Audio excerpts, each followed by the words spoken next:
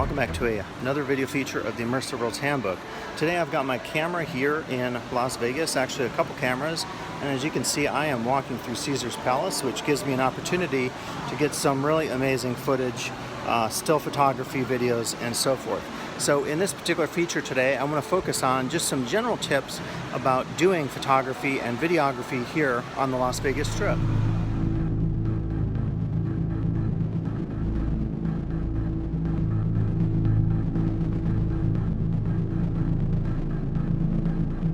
Alright, so I'm shooting some footage, as you can see here, just outside the New York, and so kind of another tip I have is not to worry too much about people getting in your shots. I mean, anywhere you go in Vegas, you're going to have people just coming into the frame, and I think a lot of times you just have to kind of deal with that fact and go with it. In some cases, you capture some really spontaneous things in the midst of all the people.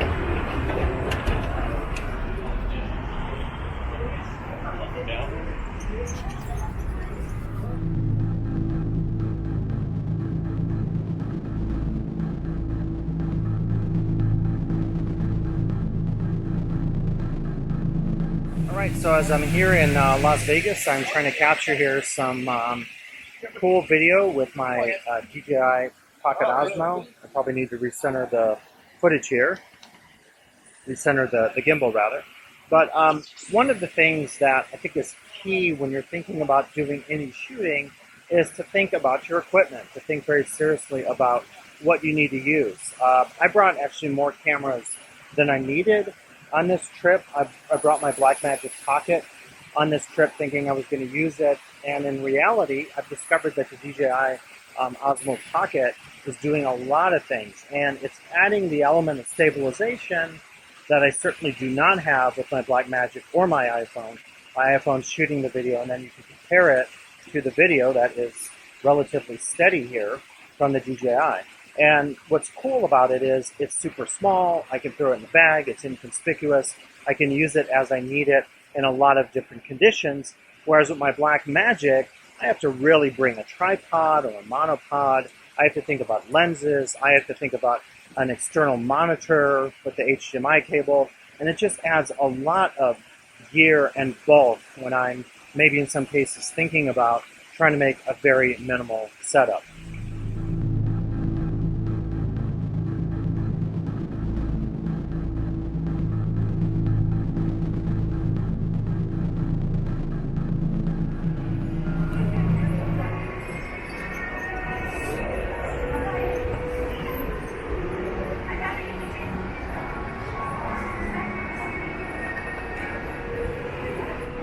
Okay, and as I struggle with my camera, you're actually getting an important example of it here. So what you can do is very easily, if I don't get my finger on the lens, get super smooth shots on any of the escalators in Vegas.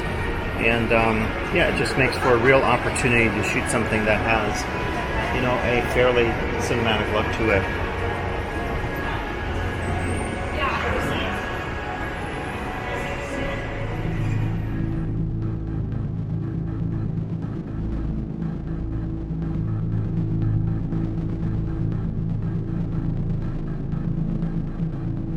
If you're like me, you might actually have two cameras, and so it gives you an opportunity to actually do footage from different angles, and if you wanted to be really fancy, you could stitch things together and so forth. Which actually, that right there is pretty cool.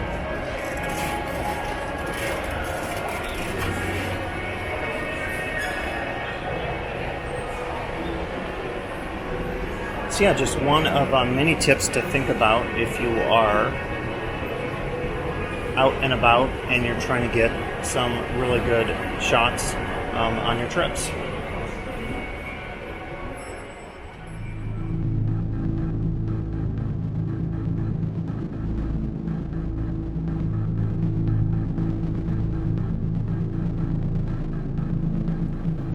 And as I just mentioned, a definite advantage of having multiple cameras with you and taking as many images and as much video as your memory cards will hold and so forth is just that spontaneity, being able to have things later that you might use.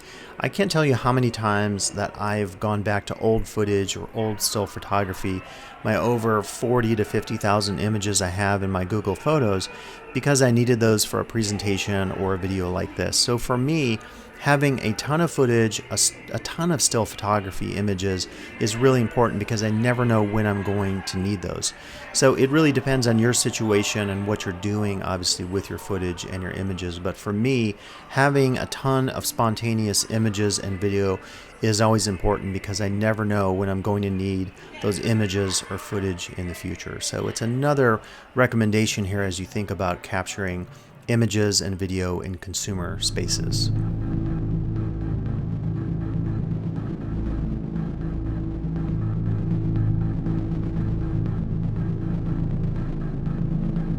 Okay, and another tip to think about as we think about shooting in Vegas is the fact that you have to be aware of your different lighting conditions in terms of exposure, in terms of white balance, whether you're shooting video or still photography. So obviously shooting at night, you might want to think about different things than you would during the day, although a lot of these cameras have automatic settings on exposure and white balance and so forth.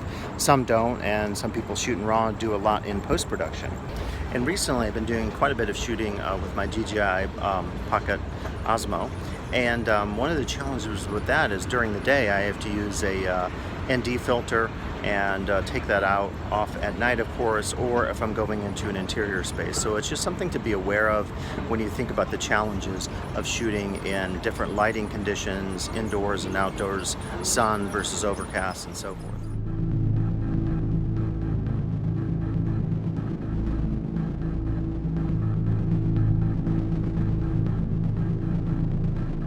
So another topic we can talk about is just the possibility of multiple subjects in any consumer venue you might be visiting, doing your videography, your still photography, audio work, whatever. I'm actually doing this as a post-production voiceover. When I recorded this, and I'll get to this topic later with audio, my audio was so bad that I couldn't, even with noise reduction, do anything about it. And in other sections of this video, you'll hear a very fishbowl kind of audio effect, but save that for a later point in the video. But I want to just make the point that in certain spaces, like the Las Vegas Strip, and theme parks also come to mind, there's an absolute freedom, with the exception of some of those spaces like inside the casinos with gambling operations. There's almost a freedom to take any kind of shot you want. You're going to find multiple subjects. You're going to find different lighting conditions, as you see here with all the lights going into New York. Right up there are some showgirls, or rather, these costume people that dress up as showgirls, and it's become a big thing on the Strip. Taking photos with people. So there's a lot of interest you can find, particularly if you're in Vegas. You could go to Fremont Street and find just a lot of interesting subjects to capture in terms of your photography and video work. So another thing to think about in terms of consumer spaces and some of your photographic, videographic projects.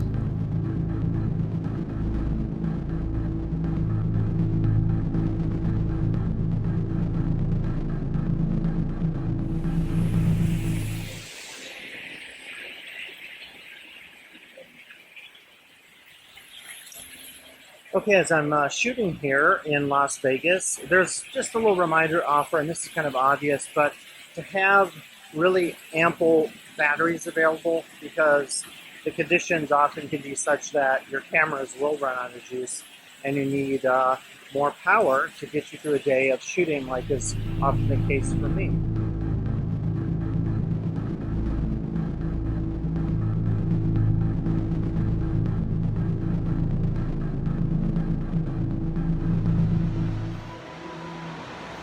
Actually, another thing that is worth noting when you're in Las Vegas shooting video is that obviously not every space is going to be conducive to video.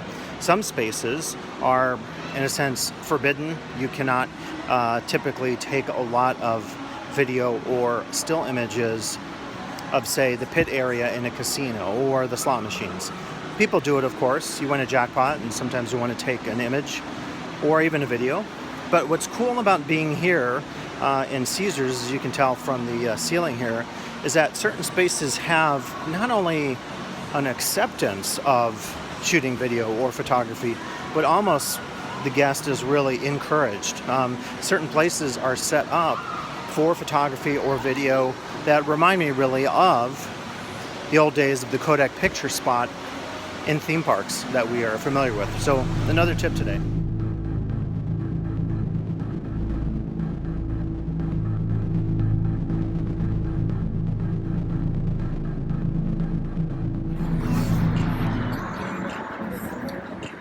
Okay, we're outside the Excalibur, as you can tell, and another tip that I have to offer is one that is just referencing the digital age in which we live, and that is simply to take multiple images, whether you're doing photography or video, shoot some B-roll, just take as much as you possibly can, because with some exceptions, if you're doing still photography, you have basically free, unlimited online storage, say with Google Photos, which I switched over because Flickr actually started charging, so I left Flickr once they actually changed hands.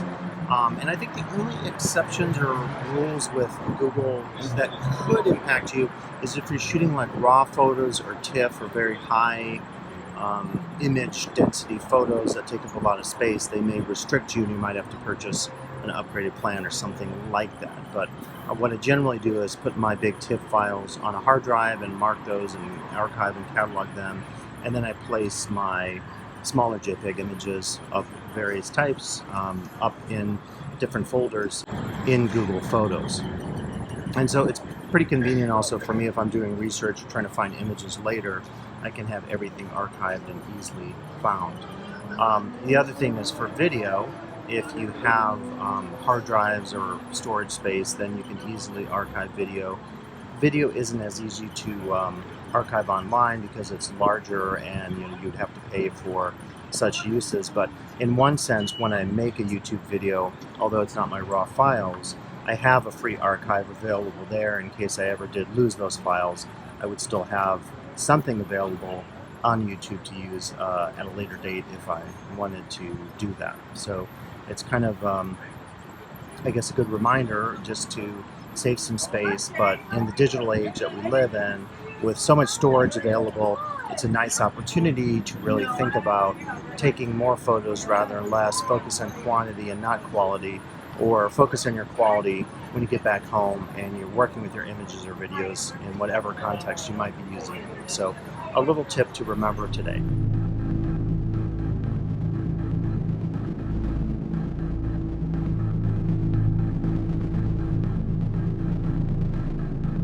So another consideration here as we look at Fremont Street in Vegas, and this is raw footage, I haven't even looked at it, so we'll see what it looks like, but it's a very bustling space. And if you're trying to do anything like voiceovers or recording of ambient sound during a walk down the Strip or Fremont Street, you're obviously going to have some significant challenges. If you just wanted ambient sound to get the action that's an audio version that might accompany your video, then certainly it would be possible and very doable to simply record your audio and then have that.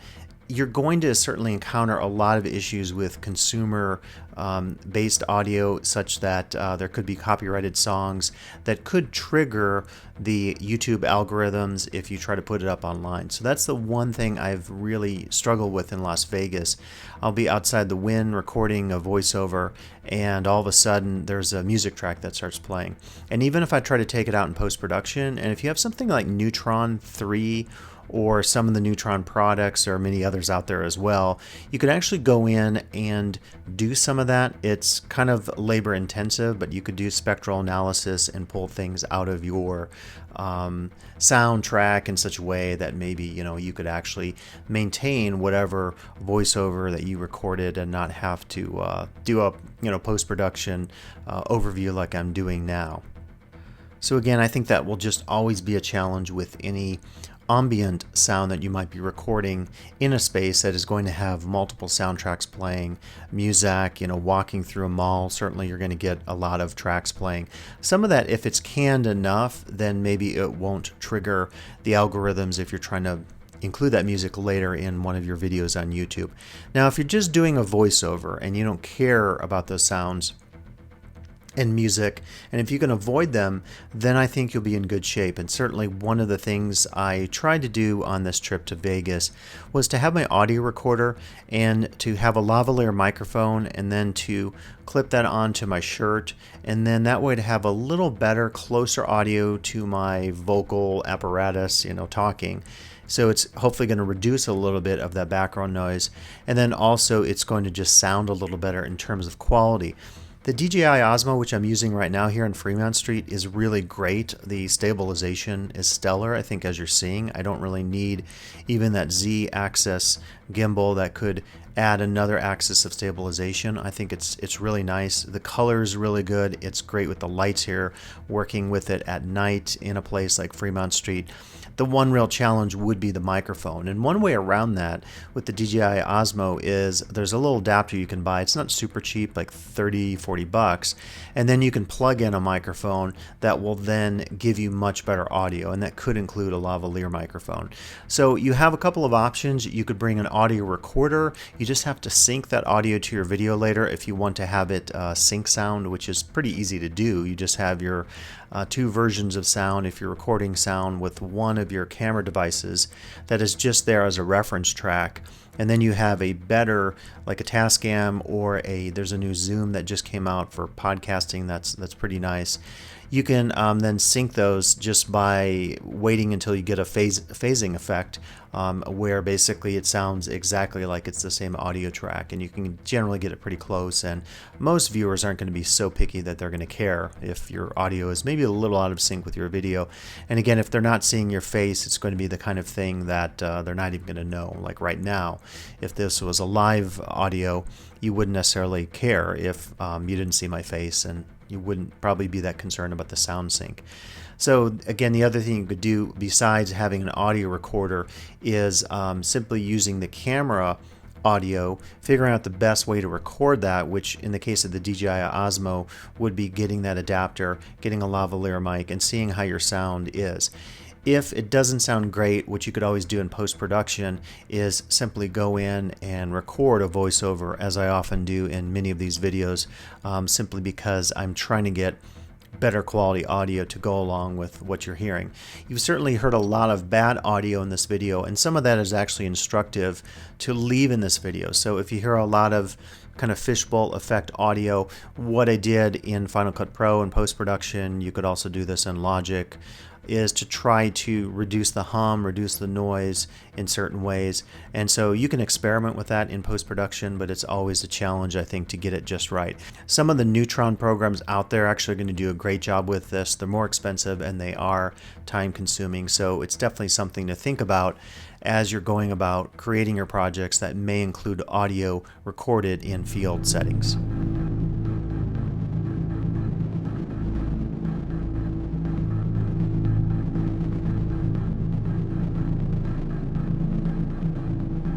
An additional topic for us to talk about is just the issue of planning shots. And by this, I mean trying to really work with ahead of time where you're planning to go, where you're planning to visit. If there are any day or night conditions that should be taken note, you have to also maybe put in a calendar of your day in terms of time, figure out when the sunset or sunrise is and so forth, to really do that planning up front such that you can more easily map out your strategy for collecting footage and getting audio, whatever it is that you're doing in a consumer space. So actually only 8 people, kind of shocking, have watched my mapping out research in Portland, Oregon. It doesn't sound super exciting, but I'm talking about using mapping programs where you can actually put in destinations, or quite a few apps out there. So watch that video. I did that back in 2017 because I'm trying to suggest that if you use a mapping program, you can put all your coordinates, your locations in ahead of time, and then when you go out to do you're shooting, you could have a note on your phone, or you could have a little notebook and scratch off just like a filmmaker would do when they're shooting various shots and making sure they have all the footage that they need for the given day and the given setting and actors and all that stuff. In your case, if you're doing research or if you're trying to create videos for your YouTube channel, it certainly doesn't have to be as exacting as, say, what a film director is doing, but I do like to have an app or a program where I can put in some of my coordinates and save those. What I can then do, what I talk about in this video, is how I can go to those clusters, and I did this in Portland certainly because there were so many sites for me to visit and take footage of for my YouTube, that I was really challenged in terms of my time there to get it all done efficiently and practically. And it often involved a lot of traveling from one location or a set of coordinated locations to another, and that obviously just added to the time of my work or research, my footage gathering work. And it also then added just some logistics I had to think about. So I think my main recommendation is to really map out your shooting locations, think about all the dynamics. If there's something that involves a show time, at a theme park or a casino on the Strip is a good example of this. If you know when the Bellagio water show is showing or going, or the Mirage Volcano or whatever, something that has a time component, you could plan around that and work a little bit better in terms of figuring out those go-to moments that you want to capture or go-to locations that you want to capture on your trip. Now, if it's spontaneous stuff, as I mentioned earlier in my footage just walking by the New York, don't worry about it. In fact, some of the best shots I've gotten, say on Fremont Street, and some of the best video has been because of just simply wandering around and being patient and not necessarily thinking about planning everything out ahead of time. So that's an option there too in terms of spontaneity.